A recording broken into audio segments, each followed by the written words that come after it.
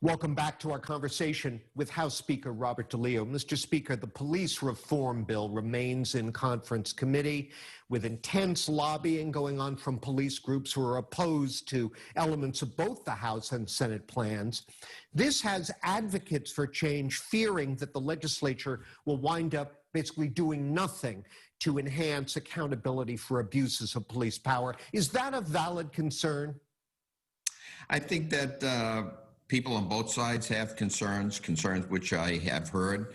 I think that if you take a look at both pieces of legislation, I think there's good legislation on both sides. I think there's right now we're facing a number of battles. We're facing a battle of obviously COVID-19, a battle relative to recovery of our economy, and in a battle relative to racial justice. I think the good point that I can make to all the listeners and watchers here today is the fact that what's good is I think that the conference committee is meeting. As a matter of fact, I think they're meeting. They met yesterday. They're going to be meeting today. So I think they're making an honest effort to take the best parts of both bills and to come up and I hope that that's relatively soon. Will we have a vote by the end of the year? It is my hope. My hope. I would hope it would be before the end of the year rather than closer to the end of the year. But that is my hope. Okay. One last thing before our time runs out here. You mentioned issues of racial justice, which of course have been on a lot of minds here in the Commonwealth. In late July, a group of Black staff members on Beacon Hill issued a list of demands for change to you, the Senate President, and the Secretary of State, including a formal way to report incidents of racism, penalties for workplace misconduct, and so on.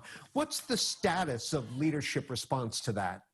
I think that we have had here in the House, what I've been proud of is the fact that in 2018, 2019, we made some major changes in terms of our policy here at the State House.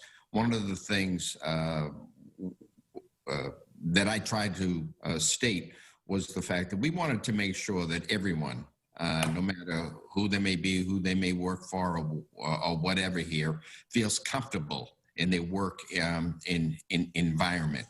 I know that so far at this level, we appointed an EEO officer, HR director. So we have taken some major steps here in the House relative to that. I know I can tell you that, my staff has had extensive conversations as well as with the folks at EEO in HR. So again, anyone who has concerns relative to how they may be treated in the State House is going to be treated fairly. And my biggest concern is I don't want anyone in the House to feel uncomfortable in their work environment. All right, Mr. Speaker, our time is up, but there's certainly a lot going on, a lot we didn't get to. Would love to have you back again, perhaps even before the end of the year, and check in again. Would love to do it. Would love to do it. As always, it's great to see you and your family. Please stay healthy. Same to you and yours, sir. Thank you.